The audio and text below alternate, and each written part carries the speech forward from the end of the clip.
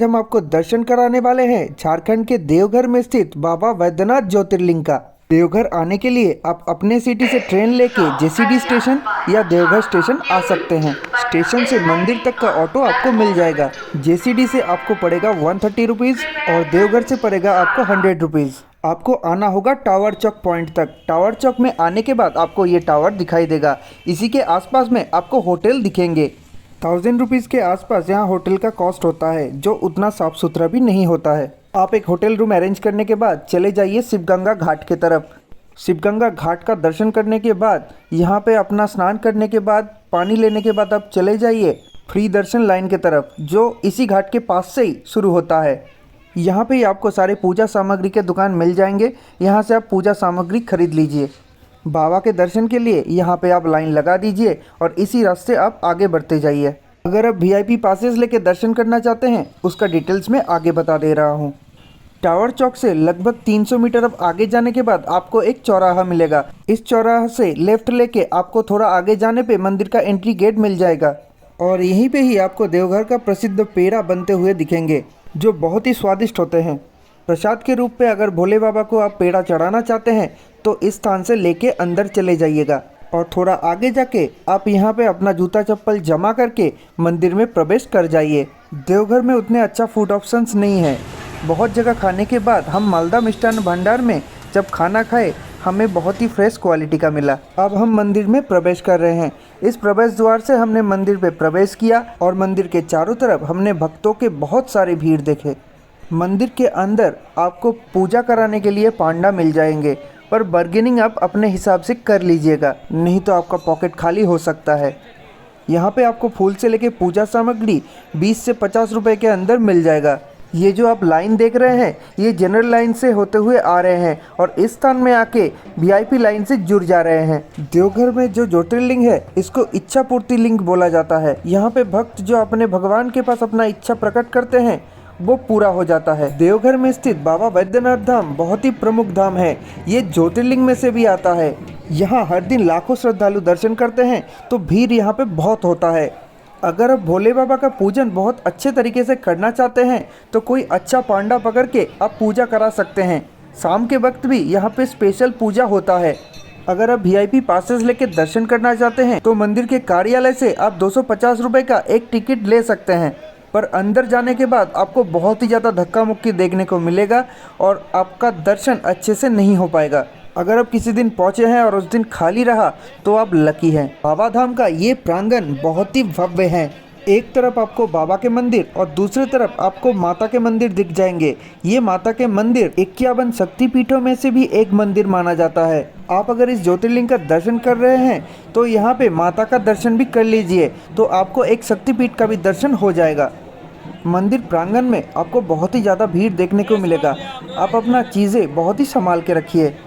आप VIP line के through बिना पांडा के भी दर्शन कर सकते हैं और ये वीआईपी लाइन चलते हुए आपको गर्भगृह से पहले जनरल लाइन से मिल जाएगा। वहाँ से गर्भगृह तक आपको थोड़ा भीड़ और धक्का मुक्की झेलना पड़ सकता है। मैं फिर एक बार बोलूँगा, आप अपने सामान का ध्यान अवश्य रखिएगा। कार्यालय के सामने आपको पानी का और एम्बुलेंस का सुव्यवस्था भी मिल जाएगा। इमरजेंसी में आप यूज़ कर सकते हैं और आपको कुछ परेशानी या कोई डिटेल्स की ज़रूरत पड़ा तो आप कार्यालय के दफ्तर में आके बात कर सकते हैं। इस प्रांगण में आपको मुंडन, शादी वगैरह देखने को मिल जाएगा। मंदिर के लाइन में लगते हुए आप जब इस जगह से नीचे की तरफ आ जाएंगे, तब आप समझ जाना कि आप गर्भगृह से निकट हो।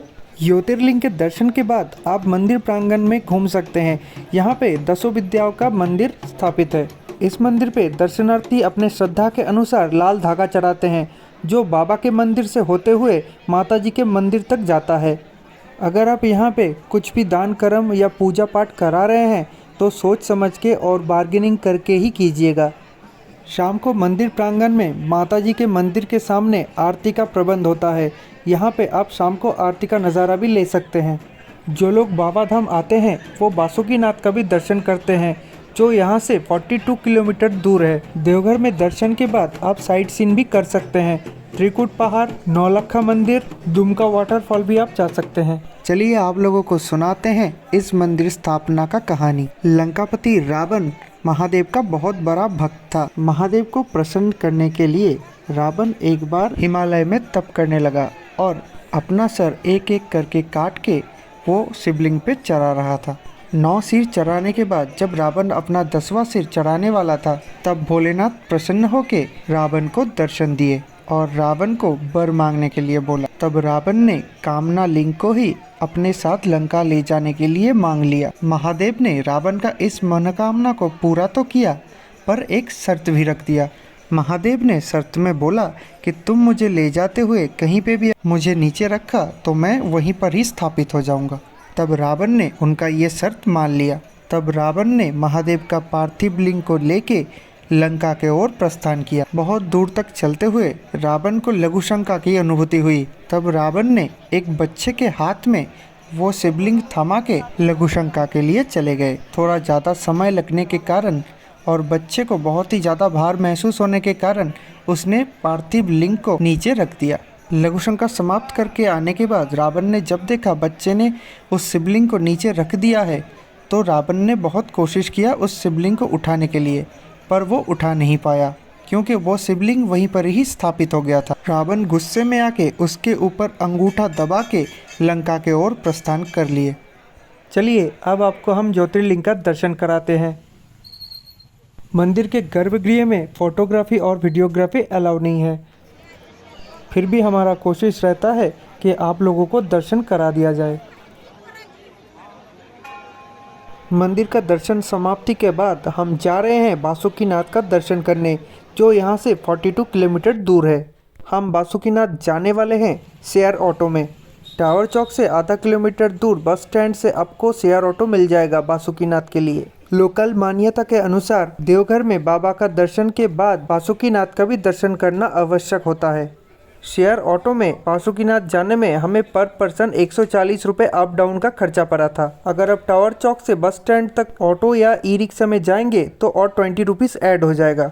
बासुकीनाथ मंदिर में जाने के बाद आपको एक तालाब देखने को मिलेगा जिसका नाम है बनगंगा। हमें शेयर ऑटो में लगभग 1 घंटा लगा था आने में। यहाँ आने के बाद हमने एक पांडा के माध्यम से पूजा कराए। हमने यहाँ पर भी 51 रुपये का एक डाला खरीदा और पूजा के लाइन में लग गए।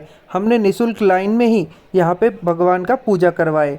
दर्शन पूजन के बाद हम यहाँ से ऑटो के माध्यम से वापस चले गए देवघर। हम इस ट्रिप के दौरान त्रिकुट पहाड़ और नौलखा मंदिर का दर्शन नहीं किए। नेक्स्ट टाइम हम कभी भी आएंगे तो इन जगहों का दर्शन हम अवश्य करेंगे। यहाँ पे भी आपको पांडा भरपूर देखने को मिलेंगे। अगर आप इन लोगों से पूजा करवा रहे हैं तो पहले से ही बार्गेनिंग कर लीजिए, नहीं तो आपका पॉकेट खाली हो सकता है।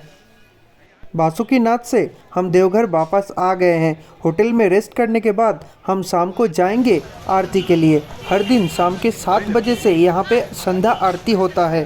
शाम में देवघर का नज़ारा बहुत ही रंगीन होता है और संध्या आरती के बाद आपको मंदिर का नज़ारा बहुत ही सुंदर लगेगा और एलईडी स्क्रीन में यहाँ भगवान का श्रृंगार भी दिखाया जाता है। जब तक आरती चलेगा आपको स्क्रीन में भगवान का जो भव्य श्रृंगार है वो दिखाया जाता है। हमारा channel travel with Anik Haldar के माध्यम से हम आपको करा रहे हैं ज्योतिर्लिंग का दर्शन। तो जल्दी से मेरे चैनल को सब्सक्राइब कर लीजिए और लाइक शेयर करना मत भूलिएगा। अब आपके सामने है आरती के भव्य नज़ारे। यहाँ पे हर रोज़ शाम के 7 बजे से बाबा का आरती होता है। जो भक्त और श्रद्धालु बिंद यहाँ पे आते हैं वो सब इस संध्या आरती का लाभ उठाते हैं। आप अगर इस आरती में शामिल होंगे तो आपको ये नज़ारा बहुत ही भव्य लगेंगे।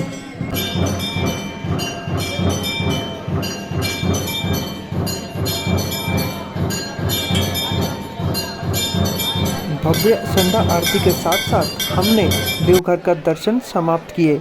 देवघर का टूर हमारा कंप्लीट हो चुका है और इस वीडियो में हमने आपको बताए हैं कि देवघर आने में आपको कितना खर्चा होने वाला है। ऐसे ही जानकारी भरा वीडियो के लिए हमारे साथ बने रहिए। वीडियो अच्छा लगा है तो लाइक कीजिए और हमारे चैनल को सब्सक्राइब भी कर लीजिए।